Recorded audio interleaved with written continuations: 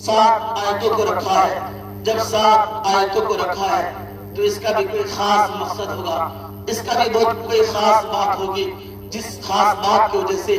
جس خاص کام کی وجہ سے اللہ تبارک تعالیٰ نے 7 آیتوں کو تقسیم کیا ہے، 7 آیتوں کو رکھا ہے. تو تفسیر رضاب شریف کے اندر یہ بات کو نقل کیا گیا ہے اور کہا گیا ہے کہ جب سورہ فاتحہ کوئی شخص پڑھتا ہے، جب کوئی شخص سورہ فاتحہ کو دل سے پڑھتا ہے، جب کوئی شخص سورہ فاتحہ کو اچھی طریقے سے پڑھتا ہے، جب کوئی شخص سورہ فاتحہ کو دل اور لگی کے ساتھ پڑھتا ہے، تو اللہ تبارک تعالیٰ کی فضل و کرم سے ایک سورۃ فاتحہ پڑھنے کی وجہ سے وہ 7 جہنم کے دروازے کو بند کرتا ہوا نظر آتا ہے. اللہ اکبر. آپ قرآن سیکھے نہیں ہیں لیکن قرآن کی ایک آیت کریمہ کو، ایک سورت کو یاد کر لی ہے، کبھی نماز پڑھنے کی وجہ سے، کبھی فاتحہ سننے کی وجہ سے، لیکن سورہ فاتحہ کو یاد کر لیا ہے. اور سورہ فاتحہ آپ کو یاد ہے تو اللہ کے رسول نے فرمایا ہے کہ جب سورہ فاتحہ آپ کو یاد ہو چکا ہے تو آپ غور و فکر سے اس بات کو دھیان سے سنیں، اس لیے کہ اللہ تبارک تعالیٰ نے 7 جہنم کے دروازوں کو رکھا ہے. اور جب 7 جہنم کے دروازوں کو رکھا ہے، جب کوئی شخص دل سے اور دل لگی کے ساتھ سورہ فاتحہ کی تلاوت کرتا ہے تو وہ سورہ فاتحہ یہ گواہی دیتا ہے،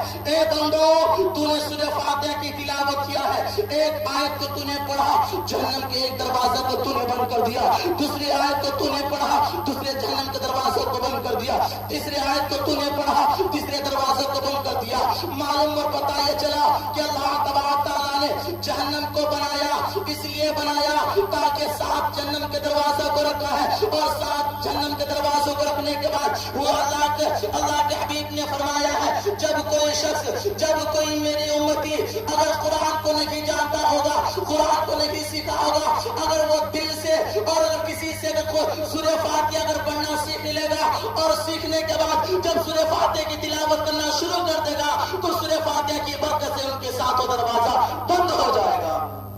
اللہ سبحان اللہ، بہت خوب، سبحان اللہ. آپ یاد رکھیں کہ سورہ فاتحہ کے اندر 7 آیتیں ہیں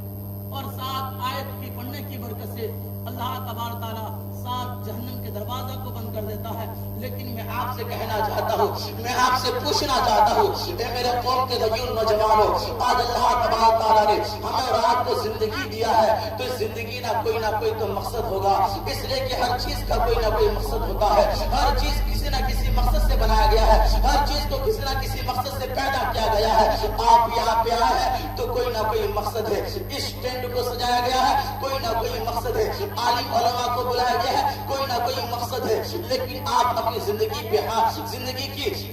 ہاتھ رکھ کر سوچئے اور سمجھے کہ جب اللہ